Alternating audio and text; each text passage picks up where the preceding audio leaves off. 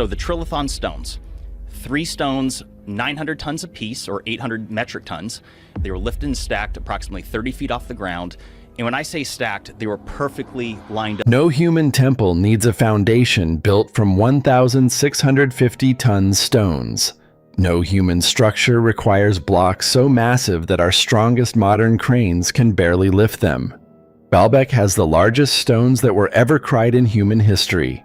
The largest stones ever lifted, stacked, and transported in human history, and the largest stone columns in all of classical history. And no human civilization in recorded history possessed the technology to cut, transport, and position megaliths with precision that rivals computer-guided machinery. Yet in Lebanon's Baha Valley, that exact foundation exists. And the disturbing question researchers keep circling back to is this: if humans didn't need a platform this massive, who did? Every year, thousands of tourists visit Baalbek to photograph Roman columns. They admire the Temple of Jupiter, or snap pictures of ancient ruins and leave believing they witnessed another triumph of classical civilization. They never realize they walked directly over the greatest engineering mystery on Earth, a foundation so impossibly overbuilt that engineers cannot explain its purpose. Here's the deal. Beneath those famous Roman temples lies a platform that breaks every rule of ancient construction. Stone blocks weighing up to 1,650 tons. Joints so precise you cannot slide paper between them. Seismic engineering that modern architects didn't understand until the 20th century. And zero documentation from the Romans who supposedly built it. The deeper researchers dig into this mystery, the more one conclusion keeps demanding attention. Whoever constructed this foundation was building for something far beyond human scale. The Romans arrived at Baalbek around 15 BC. They called it Heliopolis, the city of the sun, and transformed it into one of their most ambitious temple complexes. The Temple of Jupiter once featured 54 columns standing 22 meters tall. Classic Roman architecture everywhere you look. Corinthian capitals, intricate friezes, imperial grandeur at its finest. But here's the catch. The foundation those temples sit on uses a completely different construction technique, completely different scale. And there's not a single Roman document claiming credit for building it. Think about that for a second. The Romans were obsessed with documentation. They carved inscriptions boasting about every bridge, every aqueduct, every monument. We know exactly who commissioned the Colosseum.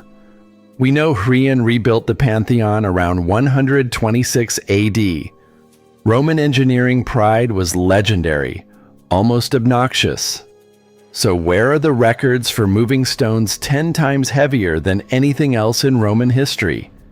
Where's the emperor taking credit for the greatest engineering achievement of the ancient world? Silence. Complete, deafening silence. But the missing records were just the beginning. What researchers found in the Western Wall would make Roman engineering look like amateur hour. They call it the trilithon. 3 stone blocks, each measuring roughly 19 meters long, over 4 meters high, and nearly 4 meters deep. Weight estimates range from 800 to 1,000 tons per block. To put that in perspective, the largest stones in the Great Pyramid weigh about 80 tons.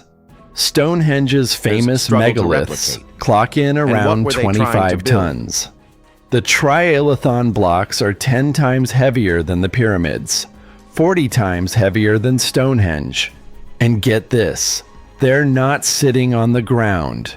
Someone lifted them 7 meters into the air and positioned them with millimeter precision. The joints between these megaliths are so tight you cannot slide a piece of paper between them. No mortar, no filler, Just stone meeting stone with accuracy that makes modern surveyors uncomfortable. Dr. Jean-Pierre Adam, a French archaeologist who spent 3 years documenting the site, and described his reaction bluntly. "I've studied Roman construction my entire career. This isn't Roman. I don't know what this is." Professor Daniel Ellman from the German Archaeological Institute examined the joints between the massive blocks and went quiet. 40 years of engineering experience across 3 continents, and he had never encountered precision like this. "The tolerances here," he said, "are tighter than what we achieve in modern bridge construction with diamond-tipped cutting equipment and computer guidance." So naturally, researchers started asking if the triathlon pushed the boundaries of possibility. What else might be hiding at Baalbek? The answer was waiting in a quarry 800 meters away, and it would shatter everything we thought we understood. In 2014, a team of German and Lebanese archaeologists were conducting routine excavations near the ancient quarry when their equipment hit something massive. Dr. Janine Abdelmassi, leading the dig, ordered her team to keep excavating. Hours turned into days. The stone kept going and going. When they finally mapped its full dimensions, the entire team fell silent. They were looking at a single stone block measuring over 19 meters long and weighing an estimated 1,650 tons, still attached to bedrock, abandoned mid-extraction, precision cut, and ready for transport that never came. 1,650 tons. That's heavier than 3 fully loaded 747 jumbo jets stacked together. Heavier than the Statue of Liberty. Heavier than anything humans have documented moving in recorded history. But here's where it gets truly unsettling. This wasn't the only abandoned megalith.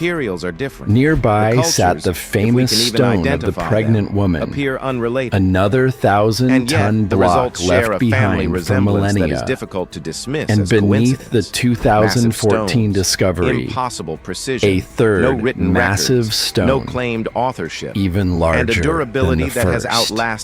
Someone quarried these stones. It is as if someone cut them with surgical precision. Someone had a detailed plan to move them nearly a kilometer across uneven terrain and lift them into position alongside the others. And then they just stopped. Mid-project, tools down, walk away, never came back. What could possibly cause an advanced civilization to abandon stones they spent months or years preparing? What catastrophe interrupts work of this magnitude? If ancient mysteries that break modern engineering make your brain itch, hit that subscribe button, because what we're about to reveal makes this look like a warm-up. Let's talk about what moving these stones would actually require. The largest mobile cranes operating today max out around war zones 200 tons under perfect conditions on flat prepared ground. The Tyson crane in China, the world's most powerful, is a massive fixed installation. Even it would struggle with the largest Baalbek stones. The ancient builders had no steel cables, no hydraulic systems, no wheels capable of handling this weight. Bronze Age tools at best. The terrain between quarry and temple site, rocky, uneven, and completely unsuitable for rolling heavy loads. Some researchers suggested wooden roller systems using cedar logs. Here's the problem with that theory. An 800-ton stone would crush and splinter any wooden roller almost instantly. You'd need continuous replacement, thousands upon thousands of logs, and somewhere between 10,000 and 40,000 laborers pulling in perfect synchronization with rope systems. Basically, you'd need a small city working in flawless coordination using communication systems we have zero evidence for. And that's just moving the stones horizontally, lifting them 7 meters into the air, positioning them with millimeter accuracy against existing megaliths. Modern structural engineers call it effectively impossible with documented ancient technology. It's not that simple, though, because Dr. Gerd Koppler, a German engineer who spent months analyzing tool marks on the foundation stones, found something deeply disturbing. The cutting patterns don't match Roman techniques at all. When Romans cut stone, they left characteristic chisel marks that archaeologists recognize immediately. The Baalbek megaliths show completely different marks. Smooth faces suggesting abrasive cutting methods or wire saw technology that we have no evidence the Romans ever possessed. The mystery of who built this foundation was troubling enough. But what modern technology revealed about how they built it was terrifying. Lebanon sits on one of the most seismically active fault lines in the Mediterranean. Major earthquakes have devastated the region repeatedly over millennia. The Roman columns above the foundation have toppled multiple times throughout history. Only 6 of the original 54 remain standing today, and those required modern stabilization. The megalithic foundation hasn't budged. Not a single massive stone has shifted, cracked, or moved in over 2,000 years of seismic activity. Three-dimensional laser scanning revealed why. And when the stones interlock using a sophisticated system that allows controlled micro-movement during earthquakes without structural failure. The joints flex slightly, absorbing seismic energy, then settle back into position. Whoever designed this understood earthquake engineering at a level humanity didn't achieve until the late 20th century. Here's where theories circulating among researchers venture into deeply uncomfortable territory. The scale of this foundation is wildly, absurdly disproportionate to any known temple structure from any civilization. The engineering sophistication exceeds documented capabilities of every ancient culture in the region. The construction halted abruptly, with precision-cut stones abandoned in the quarry, like workers fled mid-shift, and the weathering patterns on foundation stones show thousands of years more erosion than the Roman structures sitting on top of them. Some archaeologists now propose a scenario that sounds like science fiction until you examine the physical evidence yourself. An unknown civilization with technology we haven't recovered built this foundation, possibly during the Bronze Age or even earlier. They possessed engineering knowledge that was subsequently lost, perhaps through catastrophic collapse of their society. Centuries or millennia later, the Romans discovered this platform already in place and simply built their temples on top, never understanding or replicating the original construction methods. This would explain the silence in Roman records. They weren't claiming credit for the foundation because they didn't build it. They couldn't have built it. They inherited it from builders whose identity has been lost to time. So here's the deal. We thought we understood this mystery. Then, ground-penetrating radar changed everything. Its recent surveys revealed additional foundation structures extending beneath the visible stones. The platform continues deeper underground than anyone previously realized. There may be entire layers of megalithic construction still buried, hidden for millennia, waiting for excavation that current funding doesn't allow. The evidence keeps compounding. Romans left zero documentation of this supposed engineering miracle.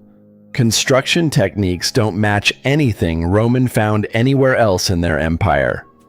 Abandoned quarry stones suggest sudden, unexplained project interruption. Seismic engineering capabilities exceed known ancient science by thousands of years, and the sheer scale remains wildly disproportionate to any documented human construction need. Human habitation at Baalbek dates back at least 9,000 years, 7,000 years before the first Roman soldier set foot in Lebanon. The site was considered sacred by every single culture that occupied it. Phoenicians called it Baalbek, the city of the god Baal. The Greeks named it Heliopolis, City of the Sun. Romans built their most ambitious temple complex here, choosing this specific location above all others in the Eastern Empire. But maybe every one of those civilizations recognized something we're only now beginning to understand. Something extraordinary happened at this location. Something that left behind a foundation that defies every explanation modern engineering can offer.